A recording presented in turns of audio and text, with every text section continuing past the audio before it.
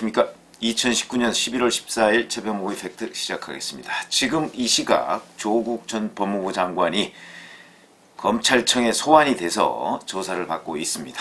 그래서 윤석열 검찰이 드디어 이제 막바지 활용점정의 막바지 수를 두고 있는 그런 상황입니다. 그런데 바로 오늘 아침 조간신문에 보면 법무부가 검찰개혁안이라는 이름으로 검찰의 직접 수사를 대폭 축소하는 그런 안을 추진하겠다, 이렇게 문재인 대통령한테 보고를 한 것으로 밝혀져서 이 부분에 대해서도 윤석열 검찰호는 또다시 압박감을 느낄 수밖에 없다. 그래서 오늘은 윤석열 검찰호, 이 호가 전후 좌우 공중 지하 모두 6군데에서 공격을 받고 있고, 윤석열 검찰총장은 외로운 싸움을 벌일 수밖에 없다 하는 관점을 오늘 말씀을 드리겠습니다. 우선 윤석열 검찰총장의 전면에서 싸우고 있는 것은 바로 조국 전 법무부 장관 일가입니다. 잘 아시지만 10월 14일 법무부 장관직을 내놨지만 그 후에도 여권은 지속적으로 조국 전 장관 일가를 비호하고 있습니다. 그것은 바로 오늘 아침에 조국 전 장관이 9시 35분에 검찰에 출두를 했다는데 지하주차장을 통해서 몰래 들어갔습니다. 이런 식으로 비공개 소환하는 것, 과거 같으면 상상할 수 없는 일이죠. 그런데 조국 씨가 법무장관이 된 이후에 검찰개혁을 한다면서 공개 소환을 비판했습니다. 그 첫 번째 수혜자는 정경심 교수였고 자기 부인이었고, 이제 두 번째 수혜자가 본인이 됐습니다. 그러니까 이 개혁안, 물론 이 부분에 대해서 윤석열 검찰총장도 찬성을 했습니다만, 그리고 자발적으로 공개 소환은 하지 않겠다 이런 식으로 했습니다만, 그 첫 번째, 두 번째 수혜자가 바로 조국 일가, 조국 전 장관 부부였다 하는 점에서는 국민은 굉장히 불편해집니다. 자, 그러면 앞으로 검찰청에 소환되는 모든 피의자가 다 지하주차장을 통해서 몰래 들어갈 것이냐? 안 그렇지 않습니까? 왜 조국 전 장관 부부만 지하주차장을 통해서 몰래 들어가느냐? 그러면 조국 씨의 인권만 중요하고 다른 일반 피의자들의 인권은 중요하지 않느냐? 이런 지적을 받을 수밖에 없습니다. 그래서 바로 이런 문제 때문에 이 개혁안이라는 이름으로 포장되어 있는 이른바 조국식의 여러 가지 검찰 관련한 그 변화의 안들, 검찰 수사 방식과 관련한 안들, 심지어는 특수부 축소, 내지는 특수부 이름 바꿨지 않습니까? 반부패 조사부로. 그런 것까지 해서 조국 전 장관 일가와 또는 그 후폭풍과 지금 정면으로 맞서 있다. 사실은 이게 어찌 보면 가장 큰 장애물일 가능성이 있죠. 그렇게 맞서서 오늘 드디어 이제 진검승부를 벌이고 있는 것인데, 지금 현재 그동안에 나온 혐의점 이런 거 모든 걸 다 조사하려면 오늘 하루로 끝나지는 않을 것으로 보입니다. 어찌됐든 간에 정면으로 조국 일가와 싸우고 있는 점, 이것은 굉장히 큰 부담이죠. 자, 그런데 이뿐만 아니고 또 왼쪽에서 파산공세가 몰려오고 있습니다. 이 파산공세라는 건 뭐냐면 잘 아시죠? 8월 27일 날 30군데 정도의 압수수색을 하니까 이해찬 민주당 대표가 나라를 어지럽히는 일이다, 이렇게 논평을 했습니다. 그러면서 이인영 원내대표를 포함해서 유시민 노무현재단 이사장 등이 계속해서 검찰을 공격하고 있고, 심지어는 검찰의 조국 전 장관 일가 수사를 유시민 이사장 같은 경우는 가족 인질극이다, 이렇게까지 폄하하고 모욕하고 있습니다. 이 부분과 또 윤석열 검찰이 싸우고 있는 겁니다. 여권이 파산공세에 맞서고 있는 겁니다. 이게 좌라고 한다면 또다시 여기에 문재인 대통령이 조국 전 장관이 장관 시절에 법무부 업무보고를 받아가면서 검찰총장에 지시합니다 라고 얘기를 해서 검찰총장을 콕 집어서 경고를 보냈습니다. 이런 경고가 2차례 있었습니다. 인사권자가 경고를 내리는 것 굉장히 위축될 수밖에 없습니다. 그럼에도 현재까지는 윤석열 검찰호는 아직도 건재한 것으로 보입니다만은 어쨌든 내부적으로는 굉장히 위축돼 있을 것이다 하는 느낌은 지울 수가 없습니다. 그러다가 바로 11월 초죠. 반부패 정책협의회에 갔는데 거기서 문재인 대통령은 악수할 때 한 번 빼놓고서는 눈길도 주지 않았다. 윤석열 검찰총장한테 이렇게 얘기했으니까 그때 그 당시 그 반부패 정책협의회에 윤석열 검찰총장이 참석한 그 자체만으로도 또다시 윤석열 검찰총장은 굉장히 압박감을 느끼실 것이다. 이런 것들이 바로 왼쪽에서 몰려오고 있는 파도다. 그 파도에도 또 맞서야 된다. 그뿐입니까? 이 파도는 오른쪽에서도 밀려오고 있습니다. 바로 법원입니다. 잘 아시지만 윤석열 검찰총장이 조국 전 장관 또는 정경심 교수에 대해서 휴대전화, 그 다음에 금융계좌 압수수색을 여러 차례 요청을 했습니다. 영장 청구를 한 것이죠. 근데 그 부분에 관해서 휴대전화는 양쪽을 다 발부하지 않았고, 휴대전화 압수수색 영장은 금융계좌도 한 두세 차례 발부하지 않다가 최근 들어서 한 일주일 전쯤인가요? 최근 들어서 일부 극히 제한적인 금융계좌 추적 압수수색 영장만 발부를 했다고 합니다. 그러니까 이 부분은 아주 제한적으로 지금 들여다보고 있는 것인데, 만약에 조국 전 장관과 정경심 교수에 대한 휴대전화 압수수색이나 아니면 금융계좌 압수수색 영장을 법원이 다른 사람, 아니 뭐 특별히 대우해달라는 얘기도 아니고 다른 범죄자, 범죄 혐의자들과 똑같이만 대우했더라도 지금 윤석열 검찰의 조국 일가 수사는 아마 지금보다 보름 정도는 빨라졌을 것이다. 그리고 훨씬 더 증거자료를 많이 확보했을 것이다. 이렇게 추정할 수가 있습니다.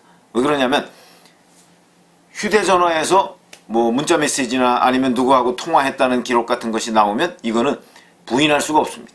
그 다음에 금융계좌, 이거야말로 또 명백한 자금 흐름의 이동입니다. 이런 것들은 부인할 수 없는 증거가 되기 때문에, 그런데 이 부분을 제대로 들여다보지 못하고 아니면 늦게 들여다볼 수밖에 없는 상황에 처한 것, 이거는 바로 법원이 영장을 계속해서 기각했기 때문이다. 최근 들어서 영장을 이만큼 열어준 정도에 불과하다. 그래서 이 조국 일가에 대한 수사가 이렇게 길어질 수밖에 없고, 그리고 제대로 이루어지지 않은, 증거가 약간 부족한 상태에서 이루어졌을 수도 있겠다. 이런 생각이 듭니다. 이건 바로 법원이 윤석열 검찰 호위 오른쪽에서 엄청난 지금 방해 파도를 보내고 있기 때문이다. 이렇게 말씀을 드릴 수가 있겠습니다. 그러면 정면과 좌우에서 불어오는데, 자 그러면 뒤에서는 안 불어오느냐? 제가 오전에 유튜브에서 말씀을 드렸죠. 법무부가 문재인 대통령한테 자 앞으로 검찰의 직접 수사를 이러이러한 식으로 거의 폐지하겠습니다 라고 해서, 이건 등 뒤에서 총을 쏘는 격입니다. 바로 검찰을 지휘할 수 있는 법무부가 자기네들끼리 쓱싹쓱싹 대검하고 얘기도 하지 않고 쓱싹쓱싹 만들어서 그동안에 특수부 4개 폐지했습니다. 그리고 이어서 37개의 직접 수사부서를 폐지하겠다. 연내에 폐지하겠다고 얘기를 했어요. 이 중에는 금융조사부, 조세조사부, 특허조사부, 공정거래조사부, 산업기술범죄수사부 뭐 이런 것들이 있습니다. 이런 것들은 과거에는 없던 것들입니다. 과거에는 뭐 특수부, 형사부, 공판부, 뭐 무슨 공안부 뭐 이런 거 있었을 때인데, 그럼 이런 것들을 왜 두었느냐? 그것은 바로 범죄가 얼마나 전문적 진흥화된 겁니다. 그러니까 검사가 검사라는 그 하나의 기능만 가지고서 이런 수사를 못합니다. 금융조세 뭐 이 포탈 뭐 이런 것들 제대로 수사할 수가 없습니다. 시간도 많이 걸리고 새로 배워야 되니까요. 예를 들어서 사모펀드 부분 같은 경우, 만약에 윤석열 검찰총장이 과거 론스타 사건 때 사모펀드를 수사해본 경험이 없었더라면 아마 정경심 교수의 저 코링크 사모펀드 이 부분에 관해서 직감적으로 저건 문제가 있는데 라고 판단하지 못했을 겁니다. 그만큼 수사의 전문성이라는 건 굉장히 중요하고 앞으로는 더욱더 중요해집니다. 자, 그런데 그렇기 때문에 바로 이 금융수사부나 조세수사부, 특허, 뭐 공정거래, 산업기술범죄 이런 전문수사부를 두었던 것입니다. 그런데 이거를 지금 싹 폐지한다고 합니다.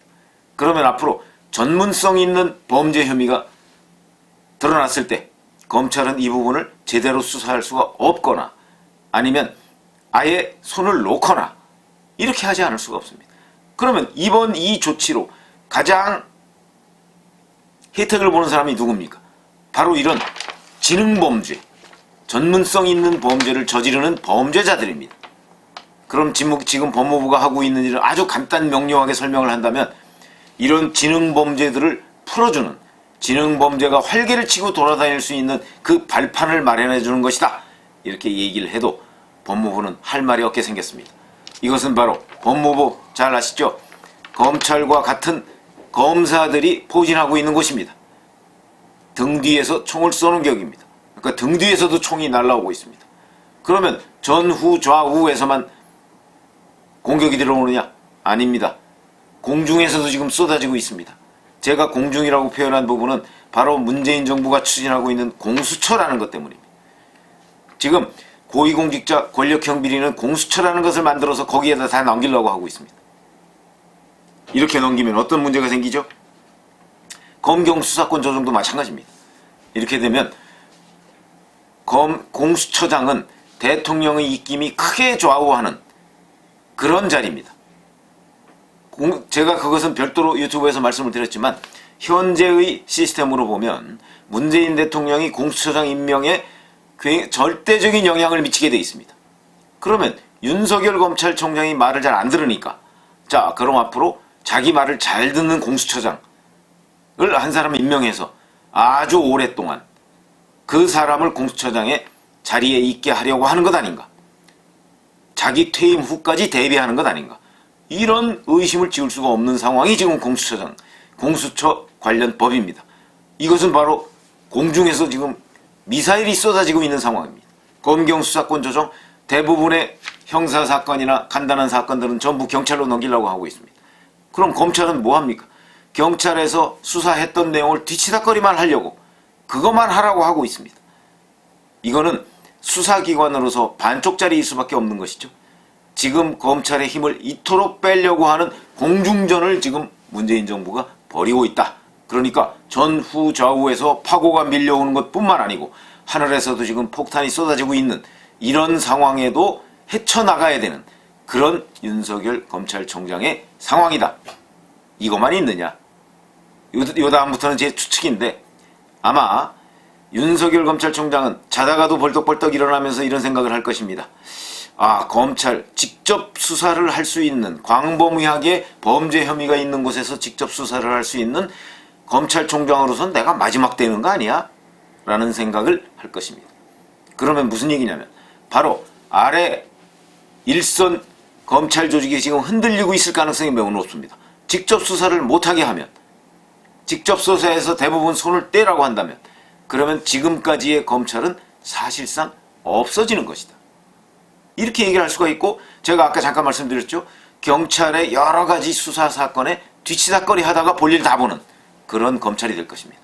그러면 윤석열 검찰총장은 적어도 이 정도까지 검찰의 수사권을 빼앗기는 사태는 막아야 할 저는 의무가 있다고 보고 그런 요구가 아래로부터 빗발칠 것이다.